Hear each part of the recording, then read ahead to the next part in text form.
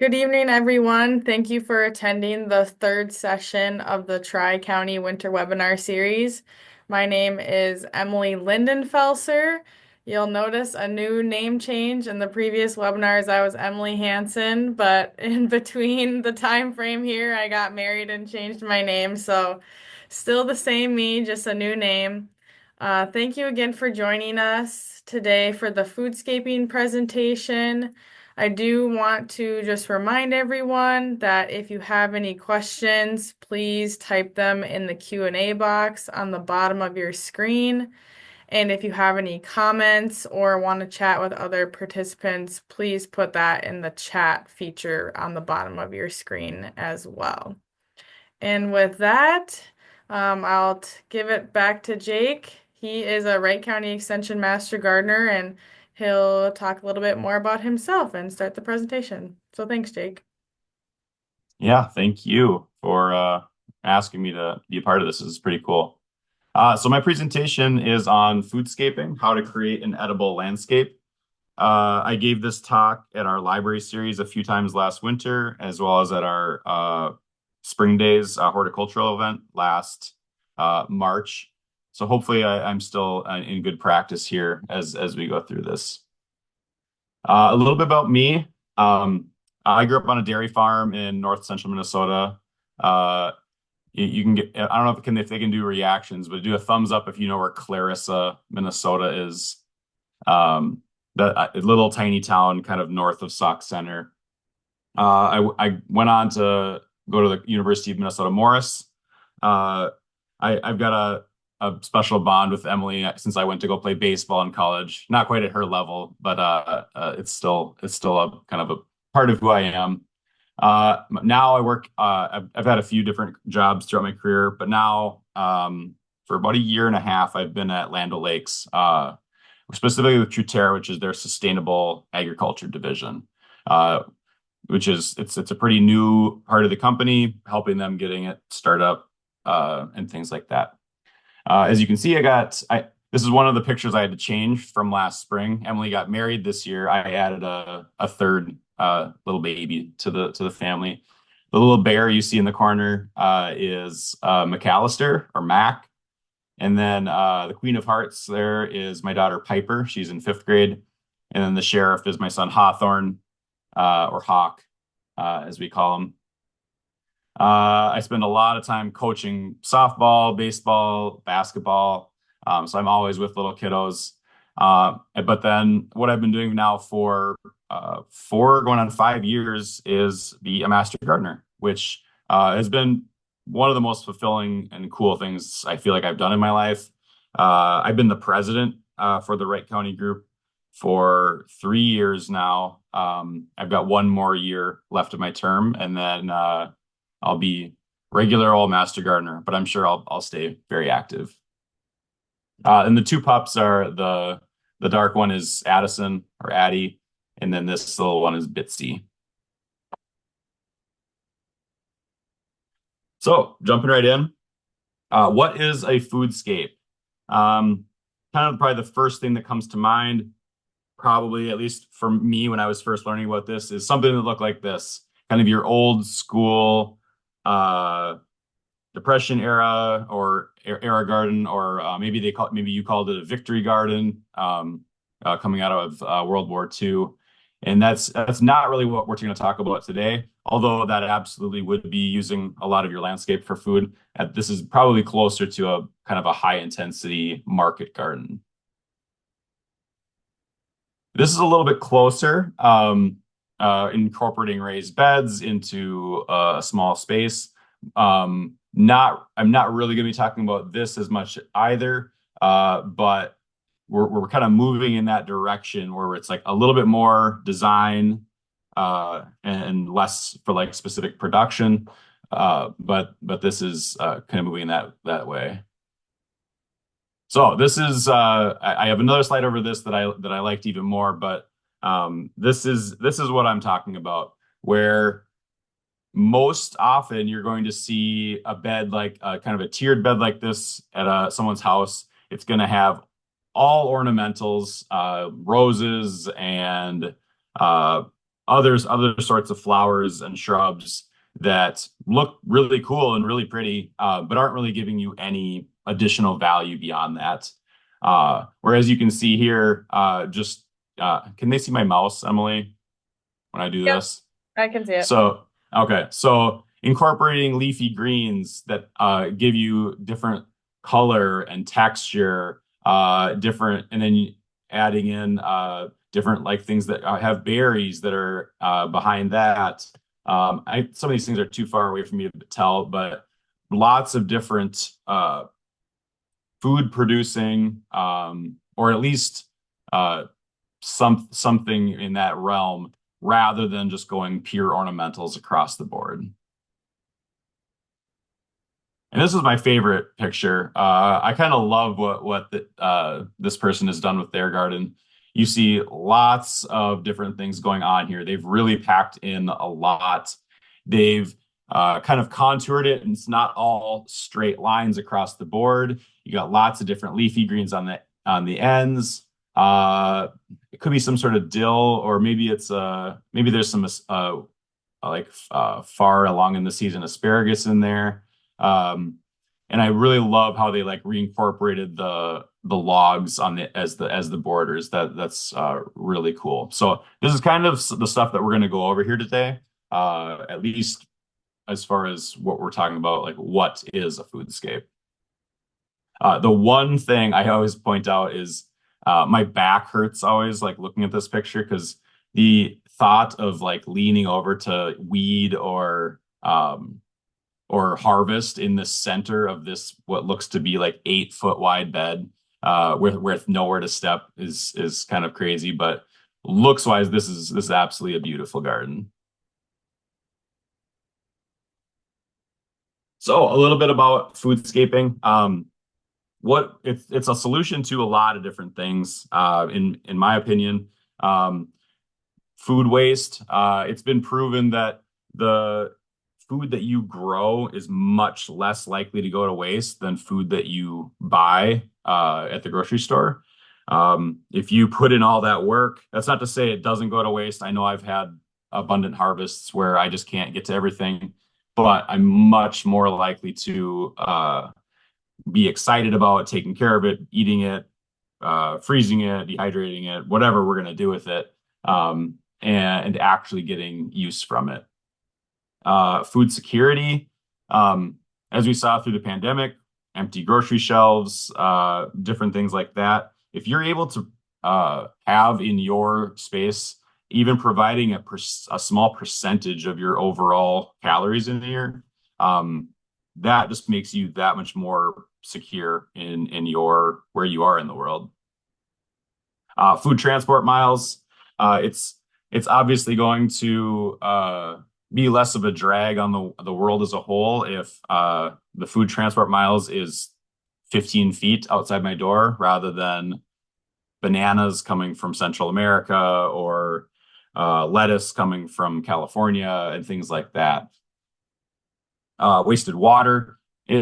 If we're going to get into a lot, in the foodscaping, you can use annuals or perennials. I have a lot. The whole second half of the talk is like good perennials to use within your foodscape. And perennials are almost across the board going to be less water intensive than kind of your typical annual crops. Um, and also like compared to irrigated crops, it's going to be obviously like much more directed. And then finally, depletion of arable land. I know where I live here in St. Michael, this development's only 20 years old, but there's lots of developments much newer than that around here. It's all prime farmland that the house is going on, and that's every time though that goes in, it's fewer and fewer acres for food production. So if you can be growing some of your own food on that land, it's not a total moving to zero in terms of like a production on that piece of land. All right. And I will say that I forgot to mention at the beginning, if you have questions, throw them in the chat. I will take a quick pause between slides if there are questions that pop up. And Emily will be watching that because it's tough for me to watch the chat and talk at the same time. I assume we're still good, Emily. Yep, all good. Okay. All right. So things that you need to consider when you are planning for what your foodscape in your yard or land is going to be. And that's going to be what microclimates exist within that. Uh, which direction is the sun coming in at? What like your south in Minnesota, the south side of your house is going to be much sunnier, and you can grow a lot of more different things than you could on the north side, where it's a lot shadier, it's colder, the wind's hitting it different, all things like that. Slope, it's going to be, you're going to have to take into effect what is there water running down this during heavy rains? Is there water draining off a roof or a road or a sidewalk? Um, if it's a big enough slope, you could have frost pockets that you're having to consider. Keeping in mind all of those things is big. Buildings. I know my up at my parents' house, they have this little shed where because of where it's positioned, it just like stays and the way the materials that it's built with, it just stays so much warmer than anywhere else. So my mom gains a full zone almost on things that she can grow in that spot than she could anywhere else. Existing tree cover. I if you have a great big beautiful oak tree, I know that's not producing food unless you're one of the very few people who know how acorn flower works, or enjoy that. But I'm never going to be fun for ripping out something like that in order to have something else that's going to be food producing. So you work within that system, and kind of like, all right, these are the structures, and in those structures, sometimes that it's a 50-plus-year-old tree. And then finally, your soil type, sand, loam, clay, everything in between, which does make me jump into my little plug for getting your soil tested. Um, Emily, what do you say per week you tell people to get their soil tested? A lot. I actually get a lot of questions each week about interpreting soil test reports. So that's another thing Hmm. that kind of goes along with the soil test is I can help you interpret the report. Yes, yes. So we have this great resource here in our counties that if you do go through and get your soil tested for your garden or your yard or a few different places, um, and it only 25% makes sense, Emily can get you a lot closer to 100% understanding and what you should be doing next. Also, we have lots of master gardeners here that could help you out too, if you know one uh, or interact with one. But anyways, this is the URL you can go to in order to like get more information, where you can get the actual tests, where to send it in, all that good stuff.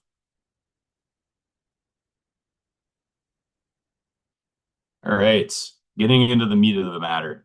Uh, Foodscaping is the practical integration of food plants, like I talked about before. It's the same ornamental designs.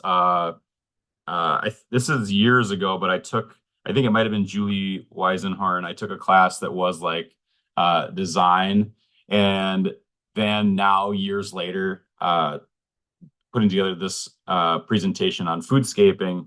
It's a lot of the same concepts, um, creating rooms within your yard, rooms in quotes, and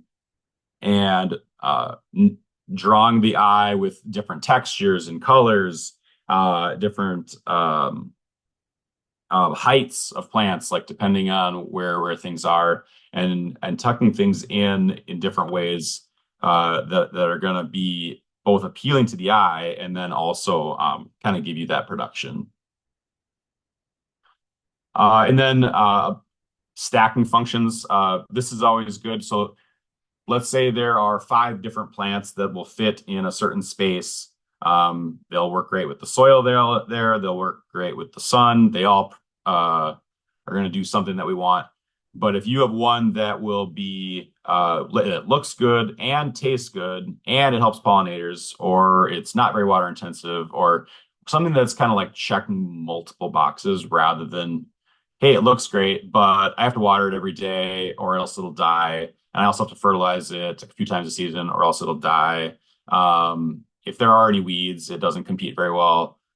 Things that you have to do all out of the work is things that you should try to avoid in the plan unless you just love it so much that you can't live without it.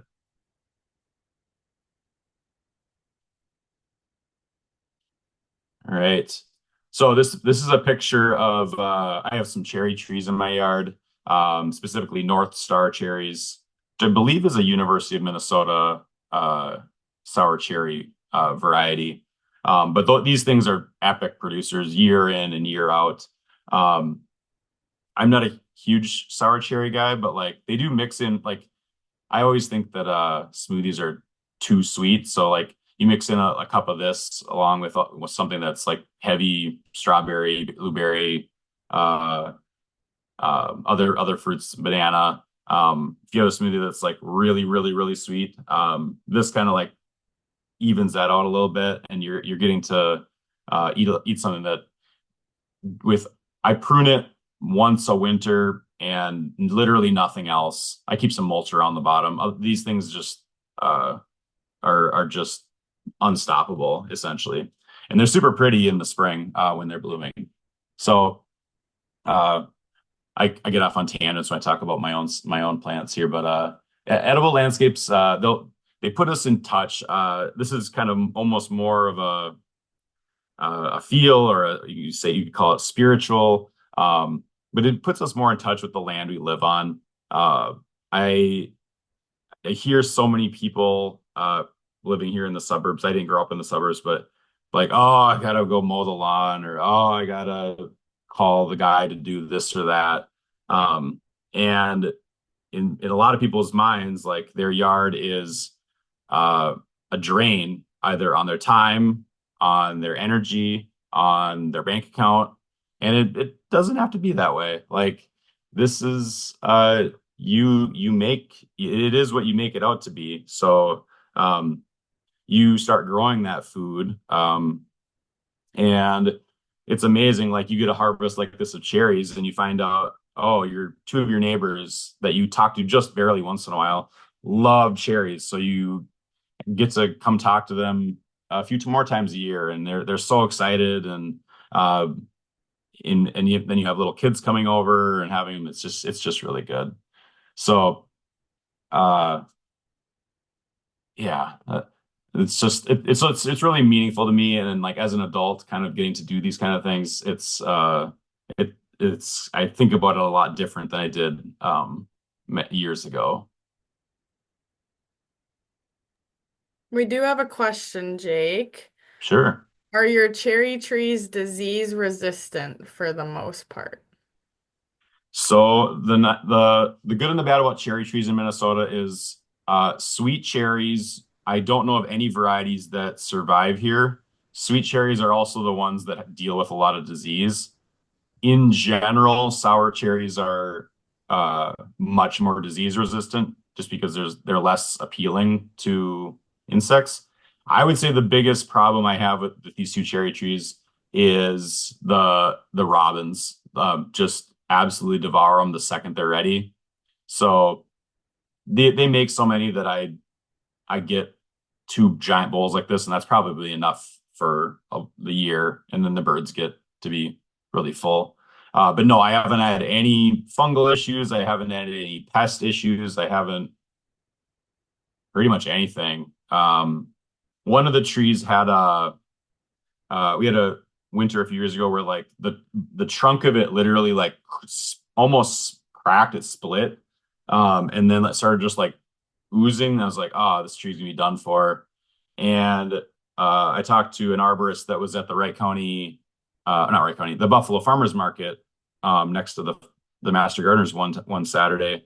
Showed her pictures, and she's like, "Ah, yeah, that's not good, but just see how it does. Don't give up on it."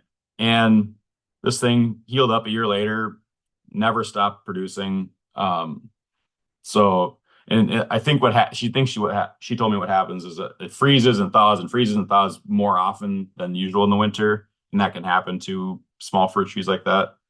But yeah, long-winded answer for does it have issues? But no, specifically the North Star cherries is the ones that I have. But in general, I I don't know of many sour cherry varieties that deal with a lot of the same things you're getting with other fruit trees.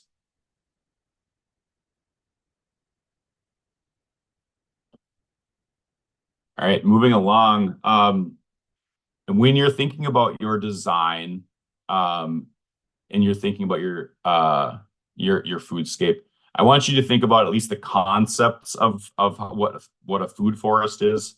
A food forest is thinking about in general, like the forest has so many different layers and they all fit into their pieces. And if you only have one of these or two of these, you're not really getting the full potential of your landscape. So you have a typical quarter to a third acre suburban yard. Just as an example, you probably have space for a couple of canopy-sized trees, a handful of sub-canopy trees, probably a whole bunch of shrubs. And each layer, like you can fit more and more because they're smaller.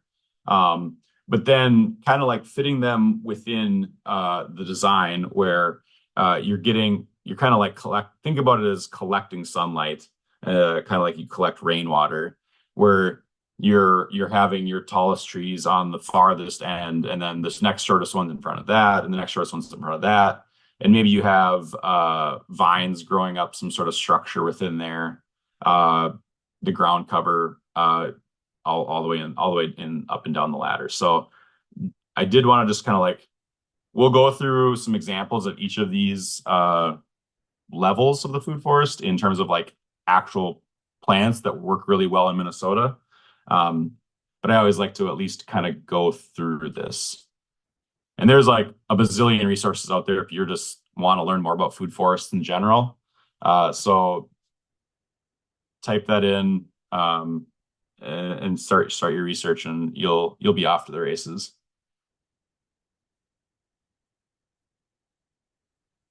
All right.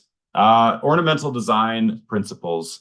So I'll kind of run through each one of these, but essentially the design principles are unity, line, texture, color, balance, simplicity and variety, and then emphasis. Um, Unity is I've gotten better at this. This is probably the one I was by far the weakest at. When I first started, I was probably like most people starting out were like, I like this and I like that, and I'm putting it all over the place and not really thinking about where it goes. And it made for a really disjointed landscape of things just all over the place. And some of those things still exist. Some of those things have moved. Some of those things don't exist anymore because they were in a bad spot and died, or they just didn't really fit where I put them. But trying to think about the whole as you're thinking about the individual pieces. I talked a tiny bit in some of those first pictures at the start of the presentation about line. Um, what in general you're never going to want to like perfectly straight boxes and paths. It's very rigid. It's not very like appealing to the eye. Even a slight curve can make a big difference, like in a garden bed, and just like how it feels and flows, uh, kind of one thing into the next. Line can even mean we saw in one of those earlier pictures, tiered, like something that's tiered, like we got this one down here and then we move up a level and then it's something a little different. And kind of those lines both vertically and horizontally, and trying to factor in what is going to be the most appealing and kind of make the most sense all put together. Texture. You saw some of those leafy greens, even the different lettuces in that one of those first pictures were a little bit different. I know some people are one of the main things you see in suburban landscapes are hostas, and there's so many different hostas, and they all have a little bit different foliage, and that's why people use them for pretty looking design things. They're just not the most productive in any other fashion, but they are easy to take care of. So that's why you see them a lot. Color, something as simple as a red leafy green versus a green next to a green leafy green, and then like alternating them. Um, Things that will change color as the season goes along. I know some of my shrubs, uh, I'll talk about a little bit later, but like my honeyberry bushes, they give me honeyberries earlier in the season, but then they're kind of just a boring looking shrub. But then like they're really, really pretty once they turn color in the fall. And factoring in what that's going to look like in September, October, in addition to what it's going to look like blooming in April and also like in the middle of the summer, maybe there's some focal pieces you could fit into next to those things that are a little less interesting looking that are different times of the year. Balance. I talked about that a little bit with the like talking about the tiers and vertical lines, but equilibrium, left to right, front to back, uh, making it not. You can have a focal point, but then everything kind of needs to come out from there, versus like kind of just like big and small all over the place, without any sort of flow to it. Simplicity.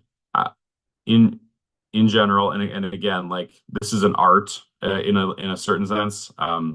The science is like what will grow where with what in terms of soil types and things like that. But really, you're looking for um, uh, like repeating things like I keep using the lettuces, but like a red lettuce, green lettuce, red lettuce, green lettuce, red lettuce, green lettuce. You can use the same plant over and over if it's in kind of uh, a flow that's kind of like back and forth and back and forth, um, rather than like 25 different plants that all are a little bit different, and may or may not fit into the scheme. And then emphasis, one big showpiece in the middle, and then working out from there. That'd be one emphasis. Maybe you have a beautiful um, plum tree or something in your yard that's just an absolute showstopper in the spring when it's blooming, and then everything else kind of like comes out from there or flows from that thing that will draw the eye at different times of the year. So thinking about what's going to be that focal point in different parts of your landscape is going to be one of the coolest things that you can key in on.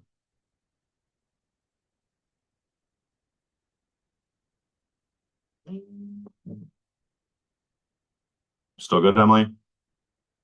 Yep, all good. Okay. All right. Moving into a little bit more planning for function and production. Move it. I like to talk about that thing, that bullet on the bottom. The right plants and the right plant in the right place will essentially grow itself. I talk about those cherry trees. Almost no work. The biggest work is just the harvest, which is the ideal plant, really. You didn't do a whole lot other than mow around it or put mulch down, and you just get dividends every year. This is an ornamental sweet potato vine. We saw this. One of our master gardeners did this garden, but I have seen other people using actual edible sweet potato vine, not quite to this size and extent, but as kind of a cool ground cover design. And at the end of the year, you dig it up and you got all sorts of food there underneath it. Uh, but yeah, when you're planning, think about your sun requirements, your water requirements, your soil conditions, all those things I kind of mentioned earlier. And then your perennials, obviously, which we'll get into in a little bit here. But then like fit in those annual vegetables. Like I'm not anti-annual vegetables. I'm just anti only annual vegetables.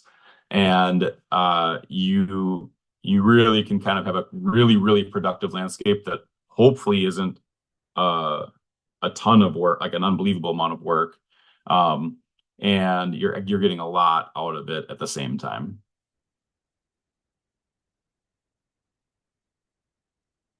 All right, so I'll start with this thing on the left. I love this diagram that I came across where it's the wrong trees in the wrong places versus kind of a better choice. So um, you plant this pretty little standard size apple tree, let's say, and not think right now it's only 3 or 4 feet high, 5 feet high, depending on when you bought it. But then 10 years from now, it's up into a power line and they gotta just hack away at it to let it live there. Either a weird center cut or just lopping it off at the top. So thinking about what are the obstacles for this tree when it's full grown versus right now?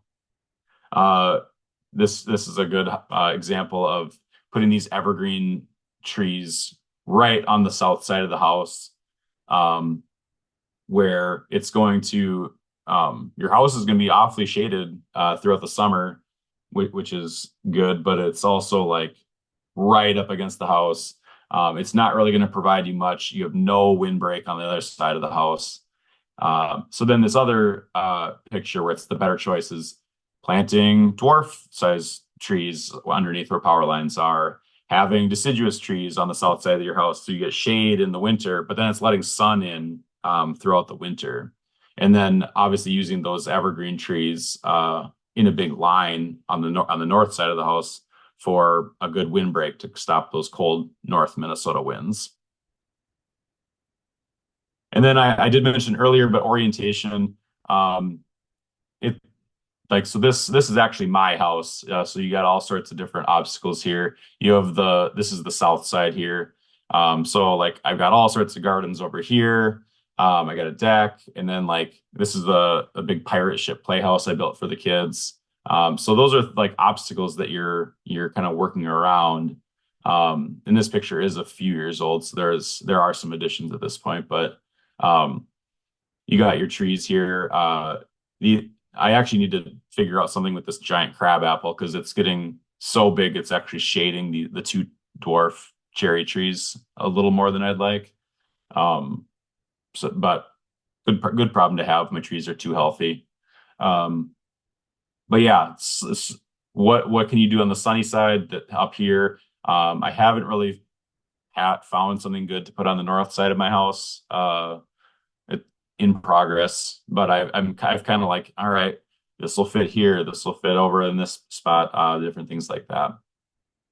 And I will say, I always kick myself. We come go visit all these master gardener like people's yards and stuff, and they're the most gorgeous things you've ever seen in your entire life. And you're like, man, I'm a master gardener. Doesn't my place look like this?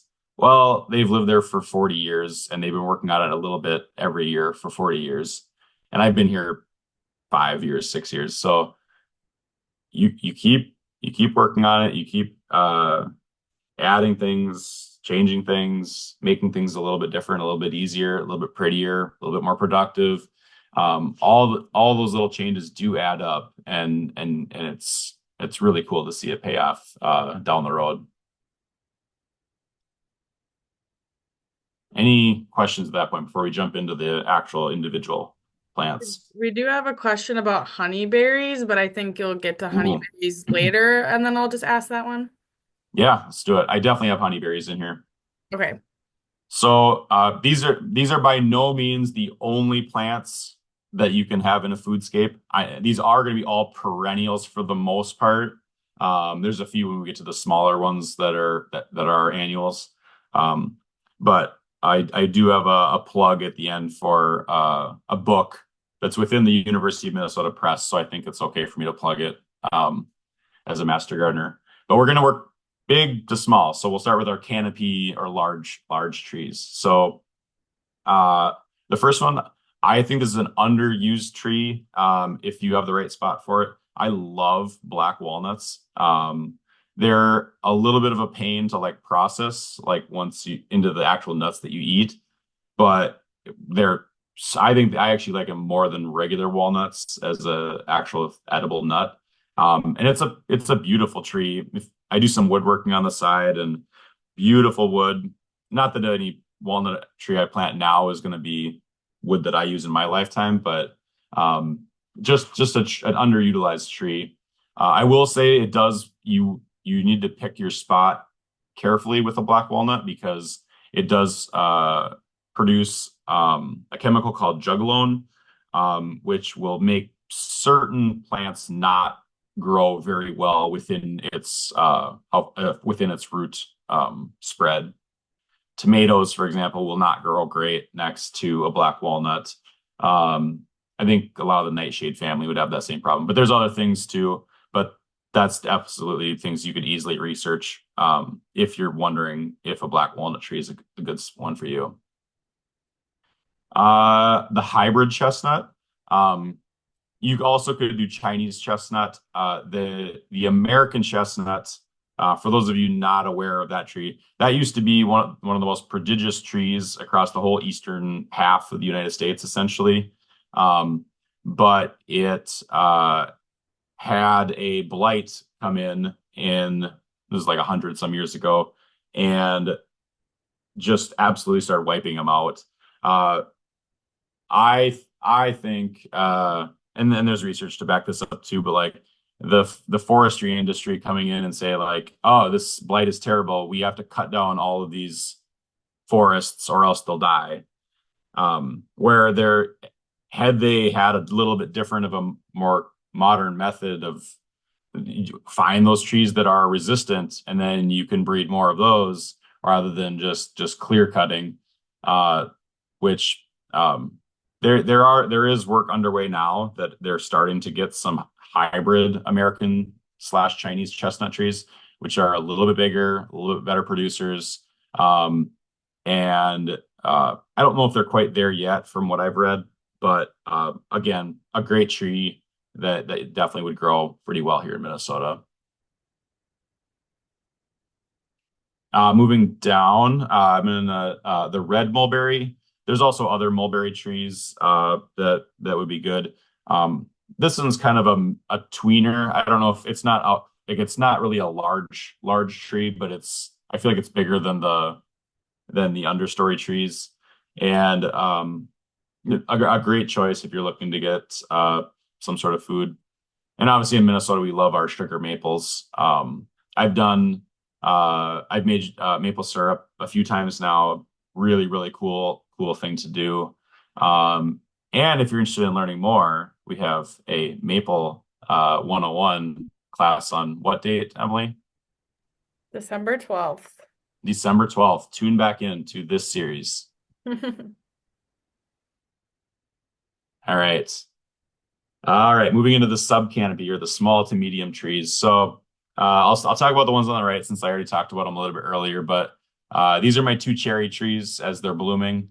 Those are dwarf cherry trees. That's as big as they get. I'm a big guy. I'm 6'4", and I can reach all but the top maybe 18 inches of this tree with just from the ground.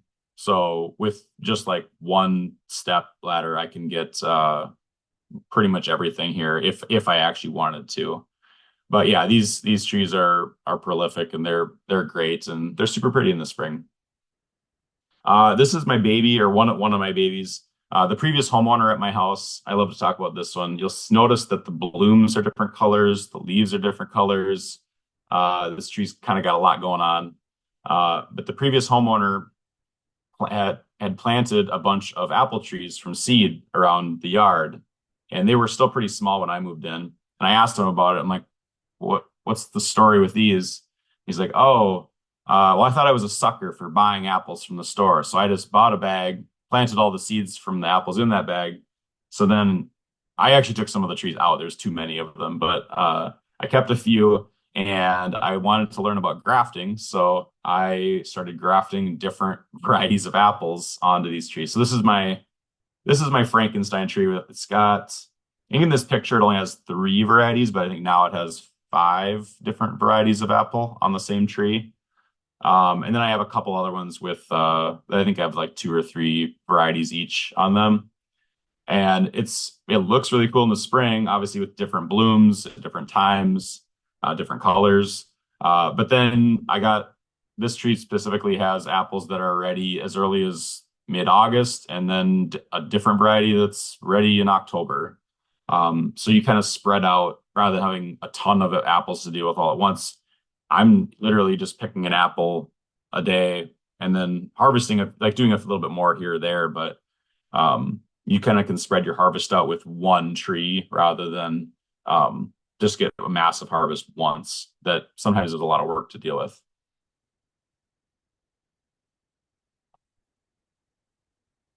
And there are classes if you're interested in grafting, like even if you have an apple tree and you're like, hey, it'd be nice to have a second variety on that apple tree. You can there are classes like through the Arboretum, sometimes through Extension, you'll see those pop up in the spring. Um, but it's tough to get good at it, but even like a novice, you're gonna have 50% success rate. Just the people who are really good at it, almost 100% of the grafts will take. This is moving on. This one on the left is a plum tree. This is at my parents' house. Also incredibly beautiful tree. This one's pretty big. This is fully mature for sure. Uh, really good producer. Plums, if you've never grown them, are a thing that like you gotta get on them, or either the birds or bees and wasps will come for them. But in terms of just like a pretty tree, it's going to be great in design and landscape that actually gives you a food that you really enjoy. That another great choice. It grows well here in Minnesota. Um, this is on the right here. This is a pear. I think this is the U of M's summer crisp.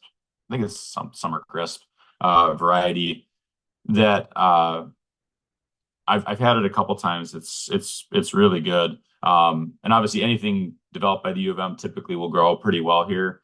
Uh, Pear trees, two thumbs up. I'm hoping to add a couple here this next year to my yard. We have a question about the plum trees. What Sure. variety of plum would you recommend? I'm going to say the same thing I do for all fruit trees is to go check out the U of M's fruit tree section. They'll typically have a list of varieties that will, all the ones they list there will be good here to grow in Minnesota.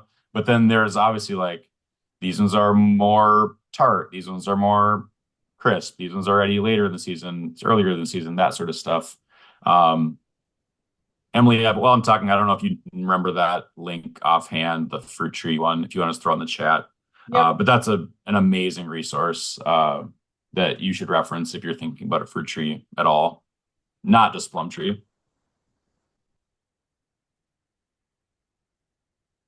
Moving down the line, this is a serviceberry. I believe this picture's from the Arboretum. This is about the biggest serviceberry. Sometimes they're called June berries that I've seen, and but really pretty. The berries are really small, but they're really tasty. And I've got a few that I'm growing here. They're they're pretty hands off. They are it's like unbelievably loved by the birds. So unless you're netting them, you're probably not going to count on getting huge harvests. But if you're just looking to having a plant that you get a little bit of food that tastes good, it looks pretty in your design, and then it's going to bring a whole lot of birds into your yard. This is a wonderful choice. Moving on, elderberry. Elderberries are cool in that um, it's a little bit. I would say it's a little bit smaller probably than the serviceberry. It's also toxic if you just eat it off the plant, but you can make all sorts of things syrups, and things of that nature along with it. I've also seen them used a lot in like hedgerows. If you're looking at something that can actually like be like an old school hedge, they can be kind of grown in that way.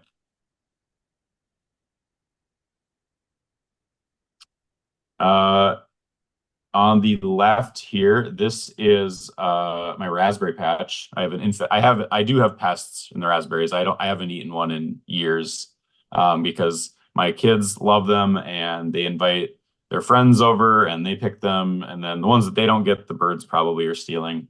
But these that's it's one of the favorite things for a few weeks of July every year. I mislabeled this one. I forgot I didn't fix this after the last time, but these are honeyberries on the right, not elderberries. So honeyberries are kind of cool. So I think I have blueberries on the next slide. They taste similar-ish to blueberries, but blueberries are really picky on soil type, and need really acidic soil to grow. Honeyberries don't have that problem. They'll grow in they like a little bit more well draining soil, but I have pretty heavy clay, and I amended the soil when I planted, and they've been happy and healthy ever since.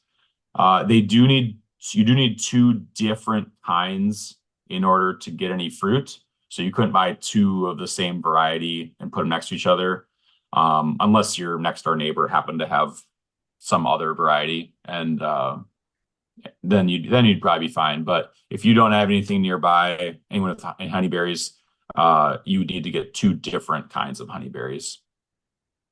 Do you want to ask your honeyberry question now? Yep. So the question is, how large do honeyberry bushes get? What kind of lighting do they do best in? And what do you use the ripe fruit for? Uh, yes. So, like anything fruiting, full sun is going to give you more production than part sun. I don't know if I would even bother putting them in mostly shade or full shade. Uh, what do you use the fruit for? I'm sure you could do like jellies and jams. I only have two bushes, and I've never gotten more than enough that we just don't just eat it right off the bush, or we have a bowl of them and finish them within a day. What was the third part of the question? I forgot. How Oh, large do they get? yeah, how big do they get? Um, I'm sure it depends a little bit by variety, but I don't know if I've ever seen one more than 4 feet or so tall, and then they'll get close to as wide as they are tall if you let them. But you can prune them back to a certain extent.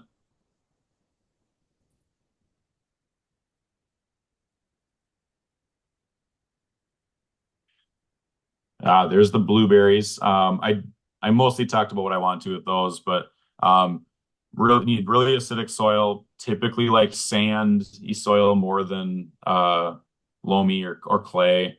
Um, you can amend your soil to a certain extent when you plant, and you're probably good for a couple years, maybe 3.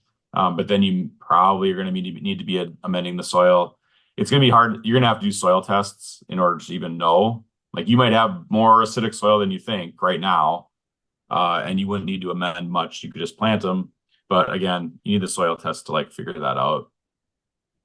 On the other side, this is kind of a cool plant. I didn't really learn about till I became a master gardener, but this is a black currant. There's also red currants and white currants. They're pretty popular across Europe, Canada, lots of different places in the world.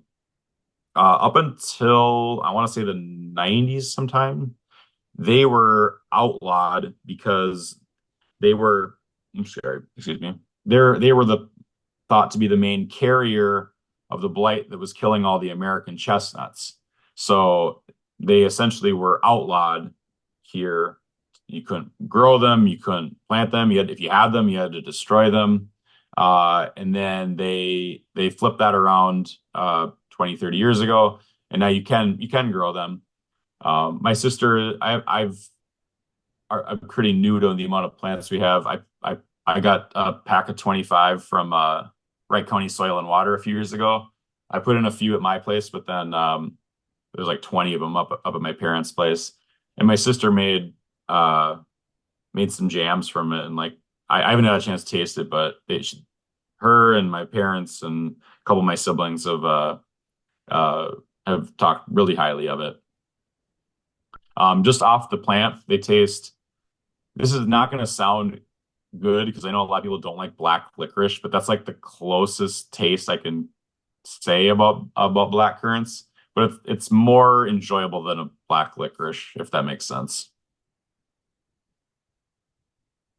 We do have a question about the black currants and also a few Hmm. other questions. So, this person bought currants this year but never got a chance to plant them. They were watered and kept alive in containers all year. Do you think that there's any hope to winter them in the garage and plant in the spring or just try again next year? You can keep me honest here, Emily. The ground's not frozen. I would maybe rather have them in the ground if you have a spot for them now, rather than overwintering them in a garage. Mhm. If your garage isn't getting super cold, my garage it gets pretty darn cold. Even like the walls are insulated, the doors insulated, but like the the roof isn't really above it, so it gets pretty cold. I don't think I could overwinter them in my garage. Uh, so short of finding a spot in the ground right now, I would maybe bury them in a pile of wood chips or something where they're not just like totally the pot open to the elements. Where you're gonna run into problems with is especially when you get to spring, like that freeze thaw, freeze thaw, freeze thaw in a pot is gonna just like wreck those roots. Um, it's not necessarily just the cold of the winter that'll do them in. Emily, any additional thoughts? No, I think that was good. Okay. Next question. I have three honeyberry bushes, three varieties. I've gotten only a few berries in years, and they're in full sun. Any ideas why? Does pruning reduce berries for the next year? I believe, I hope I'm not mixing up my fruit bushes. Honeyberries and currants actually grow on like second year wood. So it's almost like a raspberry cane, but it's just like part of the larger bush. So if you are uh, not pruning at all or pruning really hard, you might have some of those issues. I don't know if that is the problem. Are I guess I don't know if they'll respond here, but are you seeing a lot of like flower like blooms and then they just don't turn into berries, or they start the berries and then you just don't see them come to fruition? I think it's only, yeah, she's only gotten a few berries, so she's gotten them, but just not a lot, Hmm. I'm thinking. One thing I've struggled with, and it's taken me a few years to kind of like get the feel for it, is uh honeyberries are difficult in that they turn their final color well before they're ready. Um, and then when they are ready, they like will just either a bird will get it or they fall off super easily in a slight wind. Um, and it's that timing, like you gotta be checking them like every day. But if the plants aren't making fruit in the first place, I would have to look into that more. I don't have a good enough answer off the top of my head. The next question is about deer protection for these fruit trees. Is there any strategies that you would recommend or varieties that the deer don't like to eat? Um, you're gonna have to be pretty protective when they are small, either with taller tree tubes for the trees. Um, I know that the deer have never gone after my service berry. They've never gone after my currants. Um, they're real jerks about my apple trees. I had a few trees that were I only had the 24-inch tubes, and then when the trees would reach the top of the tubes, they just kept chomping the top of them. So I had to get taller tubes. And in certain cases, I've actually put like cage around it. Deer are really difficult. Like especially here. So there's certain things like different sprays that maybe keep them away. It probably is a different answer if they're going after your small plants versus going after the fruit on your mature trees or shrubs. Um, Several dogs in the yard, maybe like this. I don't have super across the board silver bullets for this.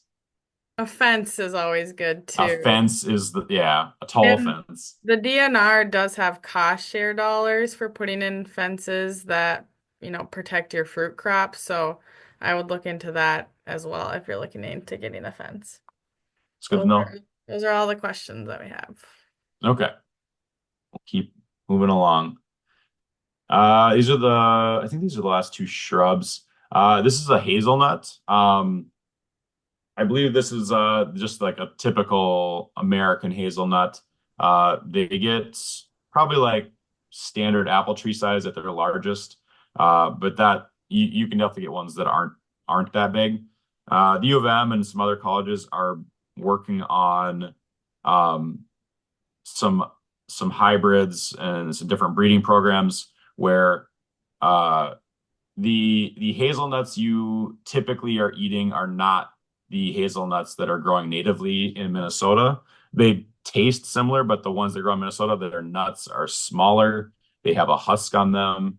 Um, and I not to say they're not like worth growing. They're actually really pretty plants, and obviously they're native here, so they grow great. Um, but there are some newer varieties through the U or other land grant universities that like do some research on if you're actually going to seriously consider hazelnuts. Uh, they they're really fun to grow. You can kind of you can get in deep learning about these. I know I do. I think I've got a couple real baby ones, like literally just finished their first year, so I don't have a lot of like hands-on experience with them, but I'm giving it a try. The Korean pine I throw in here just because if you've had anything that has pine nuts in it, the Korean pine is the tree where pine nuts come from. So if you were looking for something not deciduous, this is a good example that you would have some sort of edible food crop from when you're done or at the end of the season. All right, moving into our vines. You can see this is actually my deck. I've been th I this is a 2-year-old picture, I think. I've been training grapevines to climb up my tall deck here. This year they got all the way to the top and then about 6 feet horizontal across the top railing. And we had so many grapes. Um, with new baby, I didn't have time to nearly come near harvesting all of them and dealing with them, but uh, the infrastructure is there now with these to use this what's not really a trellis or anything, but like just training them to come up with uh, strings and different things to kind of grow them in that way. So I think it's honey vice grapes that I have. They are a seeded grape, but you can make wine, you can make jelly, jam, whatever. They grow really well here. Uh, on the right side, that is the hardy kiwi berry. This is another one I didn't really know about until about 5 or 6 years ago. Um, because like standard kiwis don't grow here in Minnesota, but these are kiwi berries. So they look similar to kiwis, but they're kind of like grape sized. And they are a vine, so they just grow on a trellis or a fence or wherever you're growing them. I do have these. They are in their, they just finished their second summer, so I haven't had any production yet, but they started to put on some serious growth this year. So I'm expecting next year I should get some. One thing with kiwiberry is you need male and female plants because they're separate. Uh, and you can, if you have three females are the ones that'll actually have the fruit. You can have one male for up to, I think it's three or four females, and get a full fruit set just from that one male being near them. Those are ones I haven't had to yet, but once they are established, like those are heavy pruners. Like you got to prune a lot each year. But their leaves kind of look cool. You'll see they're kind of like multicolored, and there's a few varieties that grow here in Minnesota too. Root crops. You can grow potatoes, you can grow carrots, you can grow beets, turnips, all of the standard ones. Those are all great. So I threw on like a couple that are maybe not as well known. The one on the left is the sunchoke, also known as the Jerusalem artichoke. They are in the sunflower family. So as you can see, their flowers look pretty similar. They grow on big stalks. If they're in a spot they love, like I planted them kind of next to my compost pile, and they get to be like 9, 10 feet tall. They're really big. If they're not in a place that where they're that happy, they're just a normal growth pattern. They're probably more like 4 or 5 feet tall. But the part you eat is actually under the ground. They grow these. I don't know if they're technically tubers or yeah, I think they're tubers. And then you can dig them up, literally lop off 80% of it, put the 20% of it back in the ground, and it'll grow again the next year. Um, so yeah, these are and to have something where you get a good amount of food, actually like have pretty flowers and be a taller flowering plant is kind of cool to have in the inclusion of your foodscape. The one on the right is the daikon radish. Um, this is one I only really started growing it because I needed a cover crop for a couple of beds. Um, and then and then after they grew and I learned a little bit more about them, I had a new bed where the ground was just unbelievably hard. And I had heard about people using it as a cover crop. You basically plant as a cover crop in really compacted soil, and these things are like drills. Like they'll just grow hard into the ground. You can kind of see they're like large carrot in size, and then you just leave them. They'll decompose over the winter into the spring, and then essentially leaving you those big pockets of space where they were before. Uh, it's essentially like nature's aerator if you have a thick stand of them. They will come back in the second year if you let them like go to seed though. So what cut those seeds, those flowers off if they start flowering. Unless you like to eat them. Some people do. And then you can keep having daikon radish. All right, we're getting close to the end here. Getting into our ground covers. Strawberry, wonderful ground cover. This picture specifically is not your like typical strawberry. This is wild strawberry. They they grow similar. They're a little more hardy if you have a little bit of foot traffic. I wouldn't put this if you had anywhere that had heavy foot traffic, but it can get away with a little bit. If you've ever eaten them, seen them on the side of a trail or something, they're like really tiny strawberries with the taste of like a normal sized strawberry just packed into like a tiny little capsule. And they're really great. Uh, Creeping thyme, wonderful, wonderful smell. Again, not a heavy foot traffic type of plant, but if you're walking through it on rare occasion, it'll bounce back pretty well. Oregano, similar to the creeping thyme, It's going to smell fantastic if you brush up against it. This is of the three last ones that I did. This one probably handles foot traffic the least well. So if you're looking for a spot where you're pretty much never going to walk, but you just need to like cover some space, oregano's great. And then a little shout out to my friend the dandelion. Lots of the parts of the dandelion are edible. The leaves you can have in a salad. I've made dandelion wine with the flowers before, and I think the root is edible too, although I've never tried that. And now everyone's leaving the meeting because they're mad I said that. And that's the end.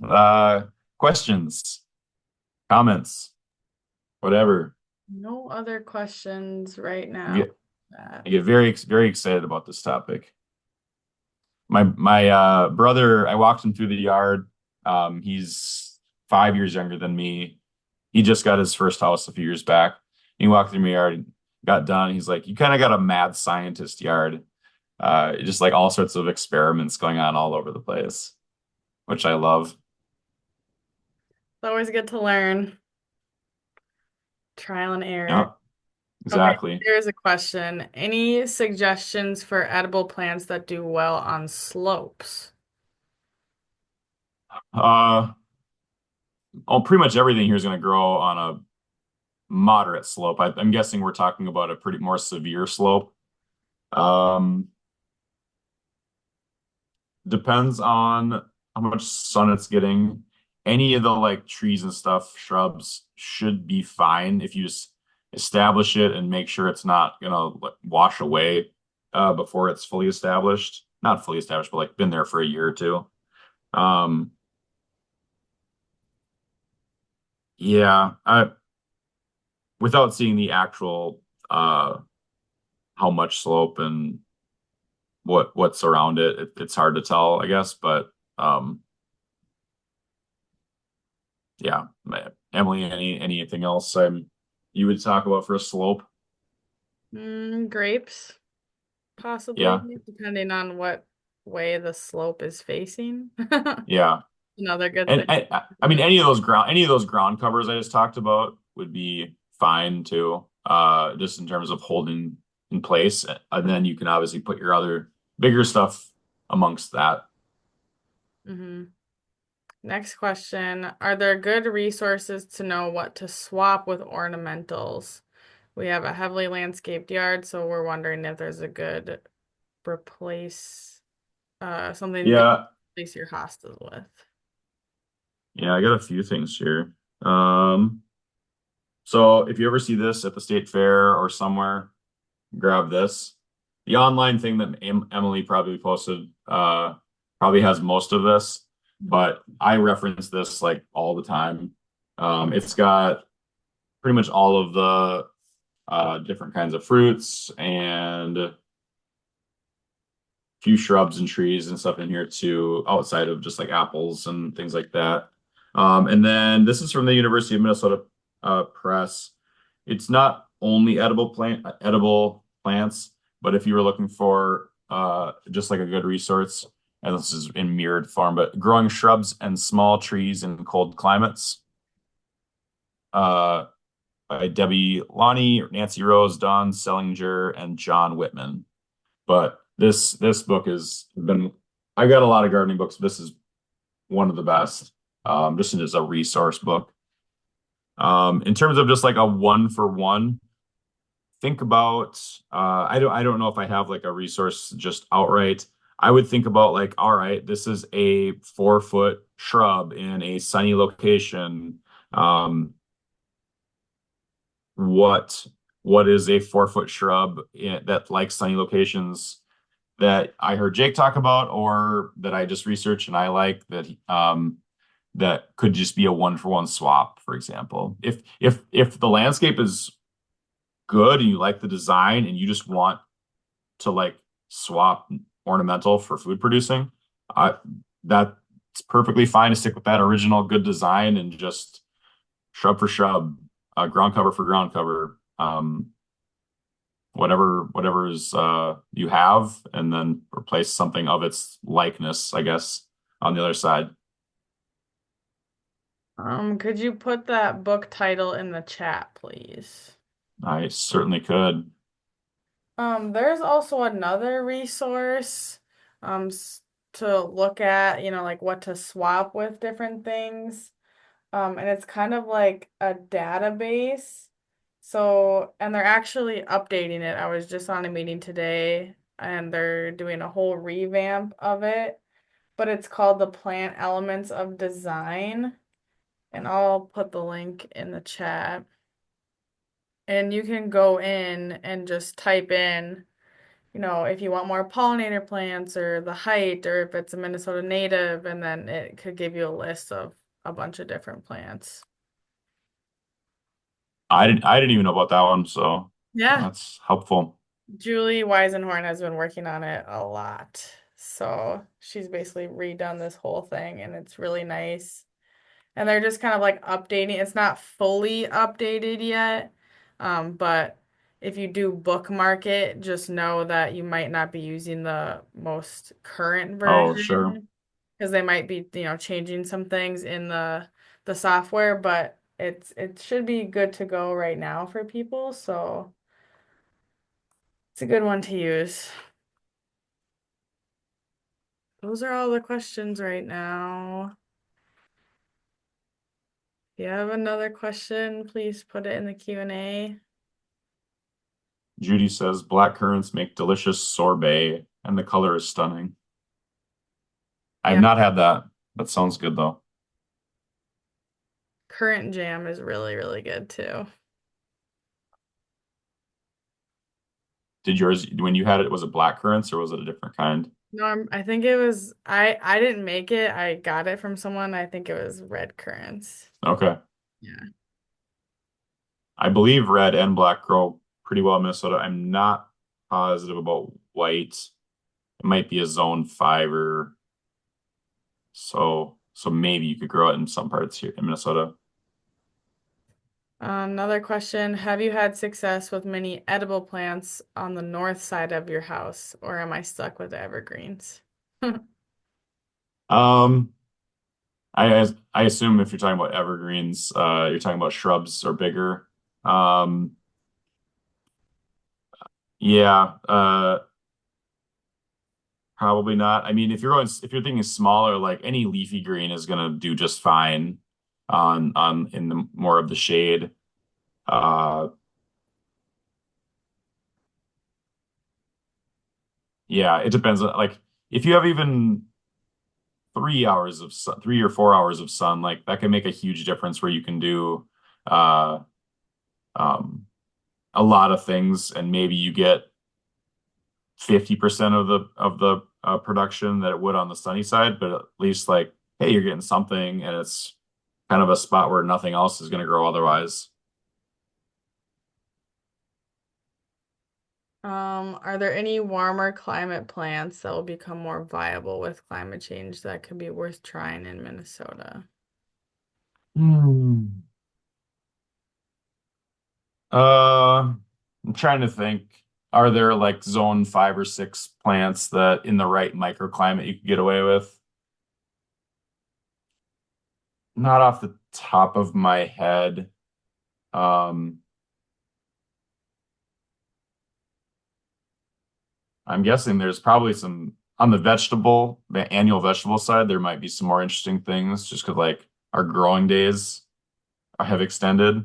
Um, but I don't know any right off the top of my head.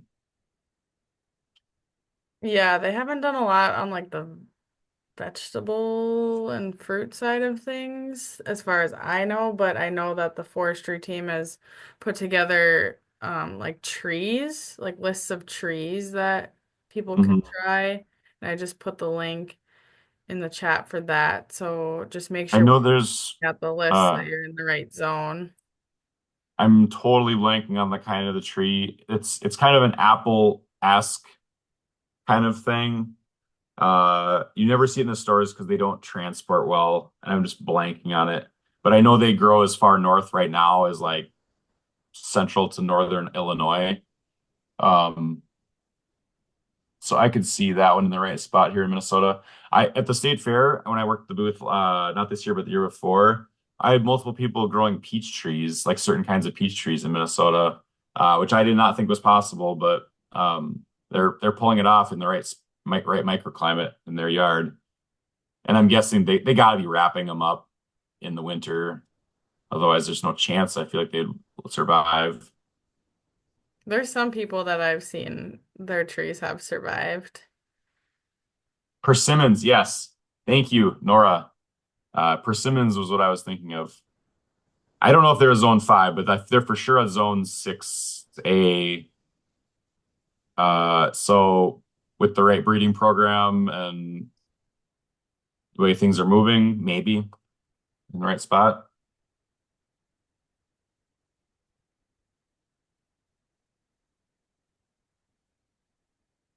All right. To answer, someone else asked if I had grown lingonberries, and I have not grown lingonberries.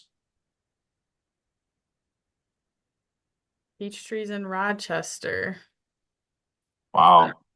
Do you remember what kind of variety it is? I'd definitely be interested.